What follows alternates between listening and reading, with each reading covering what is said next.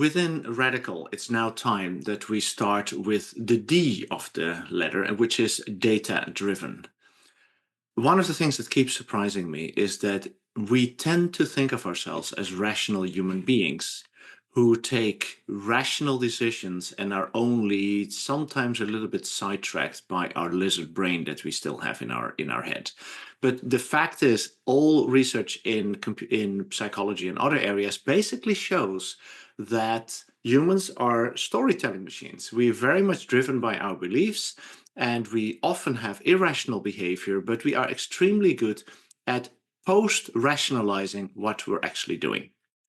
A good example of this is the stock market. Every evening when you watch the news, you will get all kinds of explanations for why the stock market went up or went down. Very often, these explanations have very little to do with reality, but still people believe that that is the actual reason for why the stock market went up or down.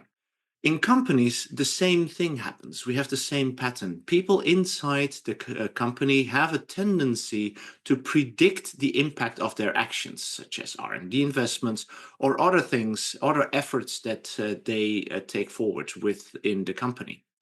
And that is, I think, very, very challenging because we are those storytelling machines and we are not necessarily connecting our claims and our predictions to quantitative outcomes. And I mean, some of these can be very, very concrete. I mean, for instance, someone in sales claiming that if we just build this feature, we will be able to sell to this customer.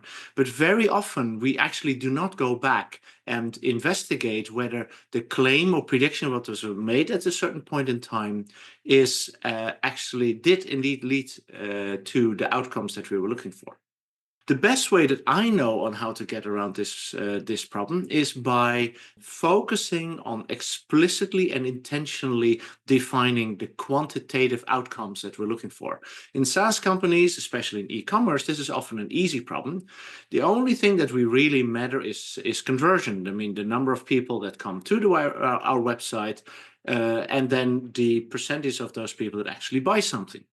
But in situations where companies have mechanical, electronics, and software parts in their products, things become much more difficult. And what I've noticed is that if I ask most of the companies in Software Center, what is the quantitative value that you define for your product, it becomes very difficult. It's not that people have no ideas about what could be considered to be value, but it's rather that they have so many things that they believe add value to the customer that it becomes very difficult to actually prioritize anything. We often refer to that, or I refer to that as the worthwhile many versus the vital few trap. We have so many KPIs that we are pursuing that it is simply not possible to optimize, or rather, it is too easy to choose what to optimize for. Everyone can do anything in the company and come up with a story on how it supports some KPI that everyone agrees is important in some way. So what I think that we need to do is we need to really shift our focus to use much more data for our decision making and our prioritization.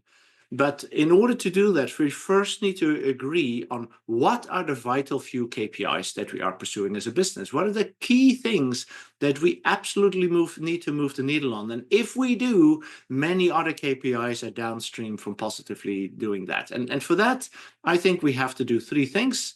The first is we have to define a value model. We have to actually agree what are the top level metrics that we want to pursue and what are lower level metrics or KPIs that are contributing to that.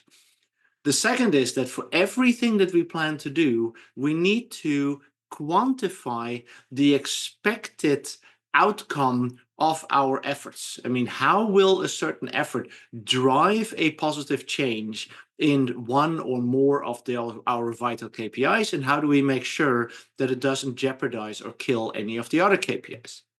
And then the final part is that we actually have to go back, that we have to, after we've predicted and we've done the work, we have to go back afterwards and make sure that we actually measure whether what we predicted actually has been realized and things did indeed deliver the value that we were looking for. The challenge is that if you don't do that, is you will never learn. And what I believe is that we need to become much more learning organizations than what many companies are today. So be data driven, quantify what is important, focus on a vital few, predict the impact of initiatives, and then go back and measure afterwards that these initiatives indeed delivered the outcome that you were looking for.